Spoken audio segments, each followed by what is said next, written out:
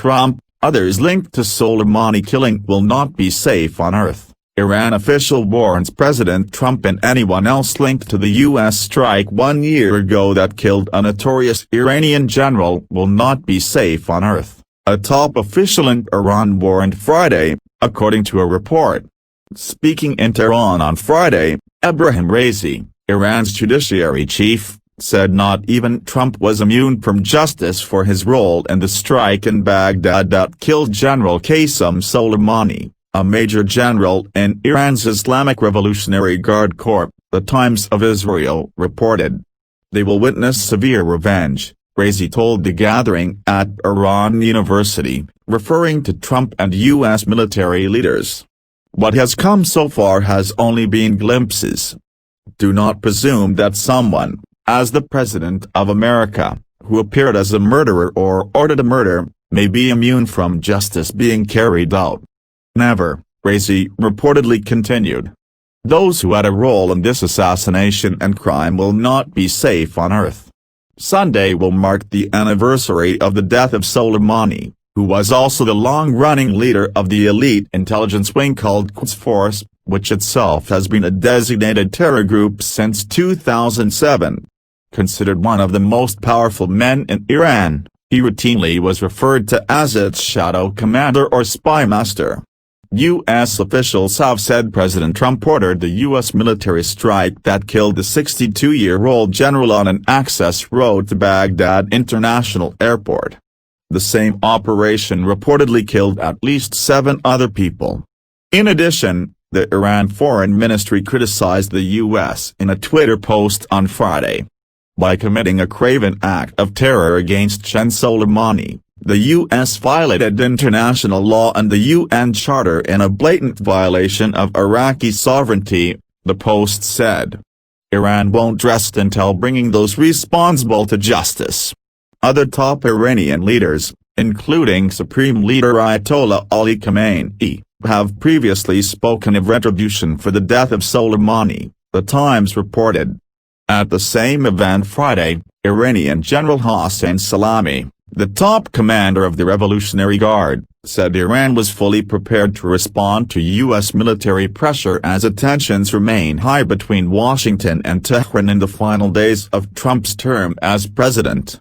In a recent show of strength, the U.S. military flew 2 B-52 bombers on a mission in the Middle East earlier this week, marking the third time in 45 days that U.S. Air Force bombers had flown missions in the Persian Gulf region. The U.S. bombers flew without incident with no immediately apparent Iranian retaliation. Previously, just 2 days before Christmas, President Trump issued a stern warning to Iran after several rockets were fired at the U.S. Embassy in Baghdad on December 20. Some healthy advice to Iran, the president wrote. If one American is killed, I will hold Iran responsible. Think it over. Iran says killers of top General Soleimani, including Trump, not safe on Earth. Tehran, Iran. Iran's judiciary chief warned Friday that Qssem Soleimani's killers will not be safe on Earth, as the Islamic Republic began marking the first anniversary of the top general's assassination in a U.S. strike. Ebrahim Raisi, speaking at an event in Tehran to pay tribute to Soleimani, said not even U.S. President Donald Trump, who ordered the strike, was immune from justice. Soleimani was killed in a U.S. drone strike at Baghdad Airport on January 3, 2020, ratcheting up tensions between decades-old enemies the United States and Iran. They will witness severe revenge. What has come so far has only been glimpses of it, Raisi told the gathering at Tehran University. Do not presume that someone, as the President of America, who appeared as a murderer or ordered a murder, may be immune from justice being carried out? Never, he said. Those who had a role in this assassination and crime will not be safe on Earth. The event was attended by Iranian officials, and speakers included representatives from allied regional countries and forces, namely Syria, Iraq, Lebanon and Yemen.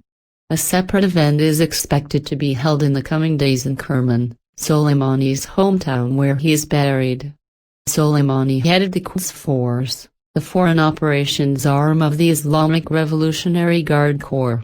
Top Iranian authorities, including Supreme Leader Ayatollah Ali Khamenei, had previously said that all those involved in his killing would face retribution.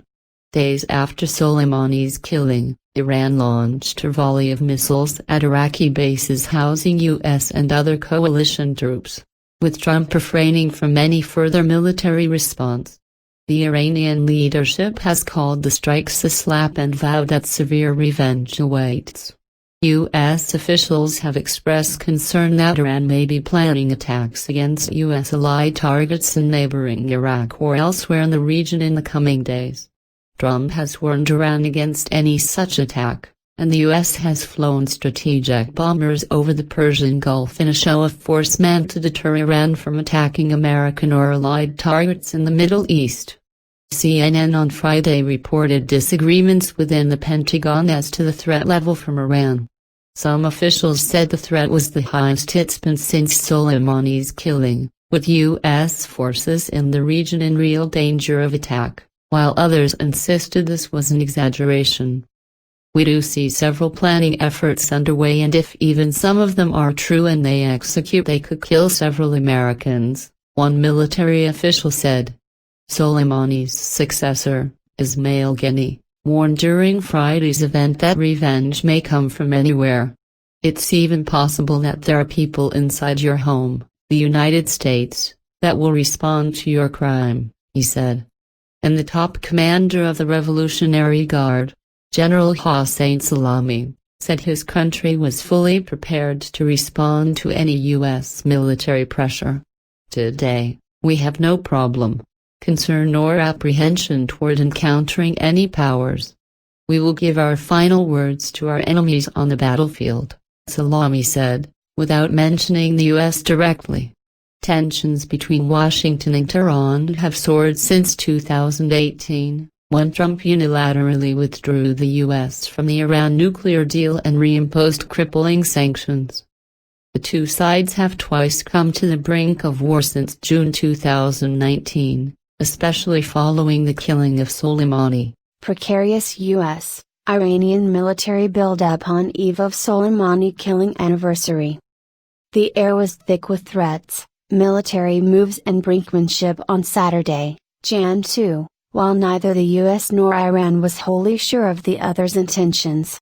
Iran repeated its vow to make America pay for killing General Qssem Soleimani a year ago this Sunday and, with less than 3 weeks to go before President Donald Trump leaves office, appears to fear an American attack. On Friday, U.S. officials reported anonymously that Iranian maritime forces in the Gulf had gone on elevated readiness after moving short-range ballistic missiles into Iraq. They registered increasing indications that Iran may be planning an attack against American forces or interests in the Middle East. This suggestion was boosted by bumped-up Iranian rhetoric, reinforcing Ayatollah Ali Khamenei's vow to wreak revenge on the U.S. for Soleimani's death in a drone attack over Baghdad. President Hassan Rouhani used extreme language, saying that one consequence of the Soleimani assassination was that Trumpism had ended and in a few days, the life of this criminal will end, too, and he will go to the dustbin of history. Was this a death threat or a metaphor? General Ismail Soleimani, who succeeded Soleimani as head of Iran's elite Quds military force, pitched in with the suggestion that retaliation may come from people from your own house. Iran's FM Javad Zarif claimed on Thursday that Iraqi intelligence had revealed a U.S. plot to fabricate a pretext for war, possibly by staging a false flag event. This followed the U.S. president's pledge, in reaction to a rocket attack on the U.S. embassy in Baghdad, of swift and devastating retaliation for the death of a single American in any Iranian or proxy attack. How much of all this is hot air, and how much verbal laying of the ground for war? The FR24 site reported on Friday that a Gulfstream G200 with the markings of Israel's aerospace industries had flown the length of Iranian airspace, most probably on a surveillance mission. This report was not reliably confirmed. Both US and Iranian armed forces and their Middle East allies and proxies are meanwhile on a high level of war preparedness. On Wednesday, the US sent B-52 nuclear-capable bombers over the region on their second, round trip from the North Dakota base, as a show of force to deter threatened Iranian revenge. The bombers reportedly refueled over Tel Aviv. An Iranian military officer warned that breaching the country's airspace would elicit a crushing and fiery response. The next day, the only U.S. carrier remaining in the Gulf, the USS Nimitz, was recalled to home port. However, a nuclear-capable U.S. submarine was posted visibly to Gulf waters earlier, along reportedly with an Israeli submarine, and more fighter planes were deployed to Saudi Arabia. Tehran, while apparently holding its military and proxies in check, continues to abandon restraints on its nuclear program. On Friday, Russia's ambassador to the International Atomic Energy Association announced Iran's notification of its intention to increase its uranium enrichment to a level of 20 pC purity, which is dangerously close to weapons grade, at the Fordo fuel enrichment plant. This is the level achieved before the 2015 nuclear deal and banned along with the Fordo plant's activation. By this step, Tehran appears to be sending a tough, provocative message of intent to incoming U.S. President Joe Biden.